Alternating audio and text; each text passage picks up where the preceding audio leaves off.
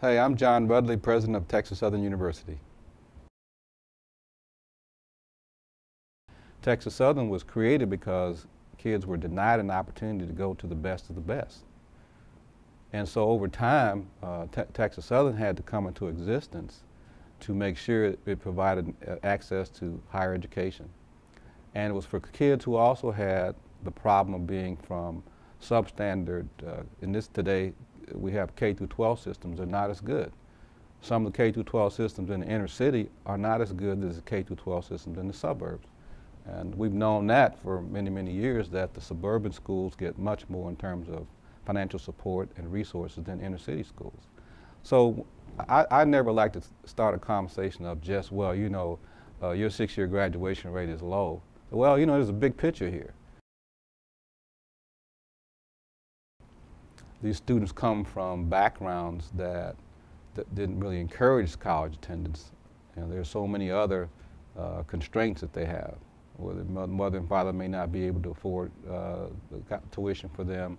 They may come from social backgrounds that are conflicting, where they just have a whole lot more to deal with as young people than people who are in the middle class and upper class have to deal with. So that's why we're here at Texas Southern, but we did change the standards. So we said, okay, you ought to be ready to an extent, and we're not going to just let anybody come here anymore. And so we changed the admission standards and say a minimum is 2.0 GPA, because we wanted to make sure a kid really had, in high school, done some work to indicate they were interested in going to college.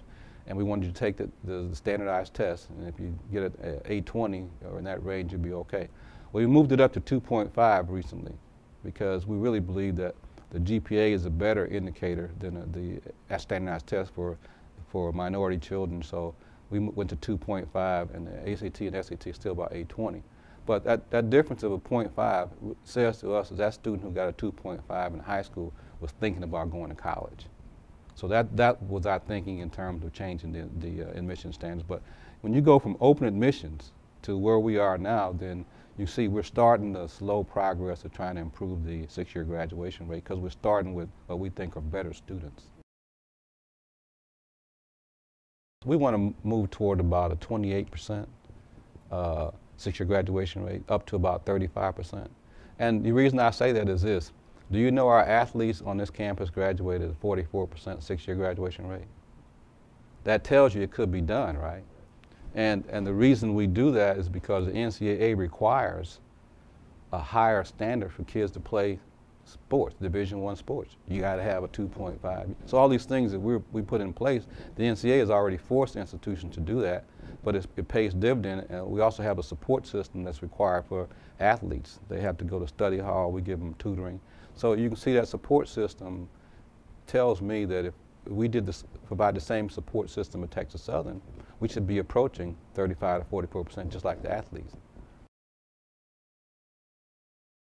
You know, the institution shouldn't let somebody else define the institution. I think in Austin and places that people make decisions, they define this as a historically black college and not a regional institution that serves one of an urban serving institution. So, but I think also the university played into that stereotype. So when it asked for things, it kind of went, well, you know, we would like to help get some more funding here, but if you don't, we're okay.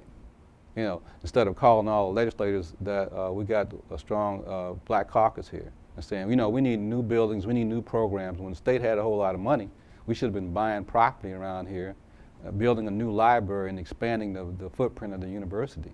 But that's what I'm saying. Internally, people were saying, well, you know, well, it's good enough for where we are now, so we're not going to really rock the boat. But I think that, you know, both entities played to suppress the outlook for the university, and letting somebody define who you are and then accepting that definition. We've resurrected TSU, so it's not going to go away. It's gotten a whole lot better. And we feel that it's going to be important to keep Texas Southern strong. If the state of Texas and Houston is going to improve in terms of attracting jobs and putting more professionals in the workforce, that's what our responsibilities are.